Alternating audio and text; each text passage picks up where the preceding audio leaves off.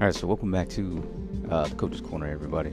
So I wanted to make a tutorial about how to control recoil, but and not only that, I kind of want to slip in a couple things about how you can actually help define your sensitivity. Just a couple of really quick and easy ways to kind of get your sensitivity set up, and also how to kind of get started on the basis of recoil control. So first thing, we'll go ahead and talk about your sensitivity. So finding the sensitivity is actually really easy, and I personally would not recommend listening to anybody else's recommendations for look sensitivity, because everybody is really different when it comes to what type of sensitivity you actually use. Some people are really good at using like really high sensitivities, while other people are not quite built for that. Now that's not to say that you can't get up to using a really high sensitivity, but I think it's probably better to just get where you're comfortable at first and then kind of gradually build your way up. So usually what I do is I'll grab an R99, and the reason that I get the R99 is because being able to ADS stray really quickly is kind of where you want to start. Not only that, but the R99 is actually one of the top weapons in the game right now, so just kind of good to build off of that. And then I also get just a single red dot, and then what I'll do is I'll find anywhere on the map where there's like a hole or something like that. You don't want to do it with the dummy. I really don't like doing it with the dummy because you have the aim assist that kind of kicks in when you're on the dummy, and you don't want to do that. So you want to find it without any type of aim assist that's kind of going to be supporting and helping you. And I get pretty close to it. Standing back, it's easier to kind of track things from a distance, and you don't really want to do that. You want to get up close because what I like to say is usually in close quarters there's fast action, right? So the closer you are, the faster things are going to be moving, the faster your target is going to be moving back and forth. So I want to get right around this area, right around this kind of like space on there. And what you want to do is just walk back and forth. You want to walk back and forth while keeping your reticle right on the dot. And of course you want to move as fast as possible back and forth and tracking it and finding. You want to start low on the sensitivity and then just gradually move up higher and higher and higher until you find the highest sensitivity that you're the most comfortable with, and you can kind of track that dot. So that is usually how I find my in-game sensitivity, depending on no matter what game or what first-person shooter I'm playing. And it's always worked out. I've never really had to adjust my sensitivities at all, up and down. And as I've gotten better at the game, I'll go back from time to time and I'll set it up to the next one and see if I've gotten comfortable enough to where I can kind of just track that sensitivity again on a higher level. So that is really my basic for finding a proper in-game sensitivity. And of course I play on console, so it's a little bit different, but I believe that the same thing can be applied if you're playing on PC. Of course you just have different adjustments where console players only have the analog sticks you have to worry about. But so that covers finding your sensitivity. Real quick and easy way to find your sensitivity.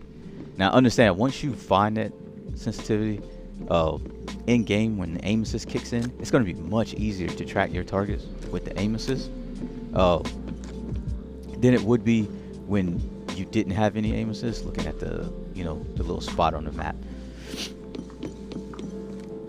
Alright, so with that, I want to kind of transition over now to helping people with recoil control.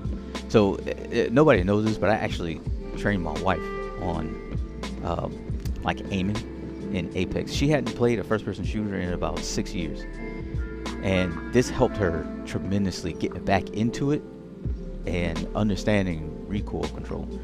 So what I had to do was went over, and you want to get Havoc. Now of course when I initially started training her on this was prior to the like really small Havoc nerf that just recently came out.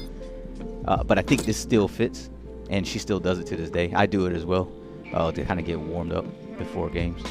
So I usually go over and I get about 360 rounds of ammo, and I come all the way over here to where the double trap is on the farthest platform, and all the way down there, that dummy all the way on the end is what you want to shoot. And what you want to do is with this same red dot sight, you don't want any type of sight that's going to zoom in too far. You want just the normal red dot H-Cog sight, and you want to one clip that dummy with the Havoc. And this is just the start of recoil control. So the reason we chose the Havoc, so initially the Havoc had just this really basic straight up recoil. So you didn't want anything too crazy. You just wanted to get into the understanding of just pulling down on the analog stick, because that's really the basics of recoil control. It's just understanding to pull down on the analog stick. Now the problem that a lot of people have is that they don't know how to find that sweet spot for recoil control. People feel like they consistently have to fight the recoil down, but most times there's a sweet spot where you can pull your analog stick and control the recoil. You don't really have to fight it, because if you do, what people end up doing is pulling all the way down, or they pull too hard and pull all the way down here. Another problem people have is timing. They are a little bit off on their timing for when they actually pull the trigger and when they actually pull down on the analog stick. And you'll notice when your timing is off that your shot will it'll go up here instead of staying where you want it to be at, or you end up pulling it down too far, and that just really means that your timing is off.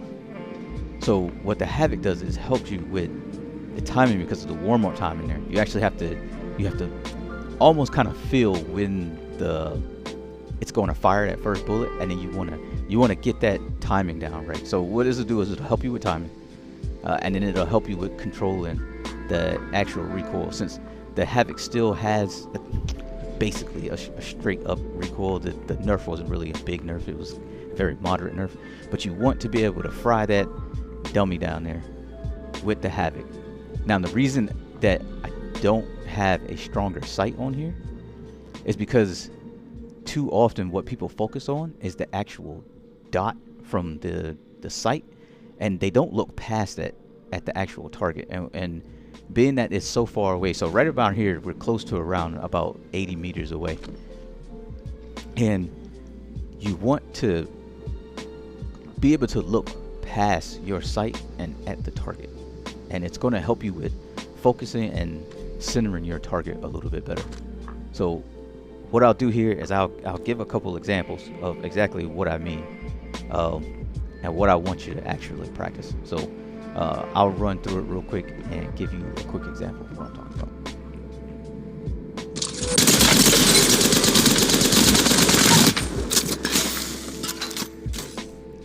So you want to run through the entire clip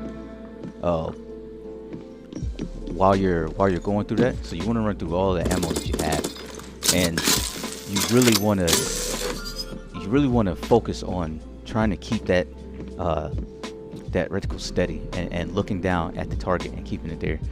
What this is also going to do is going to really help you get those muscles warmed up in your hand, your thumb, even your forearm. I know when I was showing my wife how to do it, she talked about how her forearm would actually start to get kind of like tight while she was getting warmed up. But it's really going to help with your recoil control. I promise. If you can fry a target from close to 80 meters, even with the Havoc, you're already on the right track to getting recoil control down. So after you run through that, what you want to do is, for me, I'll grab the R301, but you really can get any weapon of your choice at this point. And you want to come down here in front of the dummy, right? You see this little spot right here where there's that little break there. You want to get there, and you want to get right here in front of the target. And now here, what you want to do is you want to only focus on the target's head. You want to only focus on his head, and you want to just completely annihilate this dummy with only headshots. All right. So if you're focusing on only headshots, what you should see is just only yellow damage pop up, and it should register at about 224 damage, and that's what you're looking for. 224 damage just on this one dummy right here. And you want to sit here and you want to practice over and over and over and over until you have 224 damage. Now I would recommend that you get 2 stacks again, because you kind of want to bounce back and forth between these 2 exercises, the havoc and then coming down here and shooting at the dummy with just the headshots alone. And what you will start to notice is that your first couple sets, when it comes to the headshots, you'll probably be missing. You'll be pulling down, you'll be hitting them in the body, you'll see some white numbers pop up. You may even not time it well enough, you'll shoot over top of him. But this is going to help 2 things. A, what this is going to do is get you mentally thinking about shooting people in the head when you're actually in game. Also, what this is going to do is it's going to help you understand how quickly you can actually down an enemy. One of the biggest issues that people have is that in a fight, we fully commit to every single fight, and if you don't have the greatest fundamentals, which means that you're probably out in the open and not using cover, or your movement isn't that great, you're going to find yourself in these fully committed fights, and it's going to come down to whoever has the best aim. The problem with that, though, is you don't have to fully commit to a fight, and you should understand that a fight can be over much quicker than you actually think. Now, if you are using cover, on the other hand, then you're more likely to stop the fully committed fight and duck back behind cover, because you have a mental timing built up in your head for how quickly the fight can actually end. So, and I'll give you an example. A lot of people end up just shooting, just constantly shooting, until the target is dead, right? But if you focus on just a headshot alone, look how quickly the fight can actually be over. I think the R99, well, the R301, I think it only takes 8 to 9 bullets to actually down an enemy. And I'll give you a quick example. 224, and that was quick, and it was over. So if you keep that mental timing, if you're using your cover, and you're thinking to yourself, oh, well, this fight can be over that quick. Even though he wasn't dead, I'm back behind cover again, and more than likely that target is still shooting at me, which means I can step back out, he got the reload, and then shoot again. So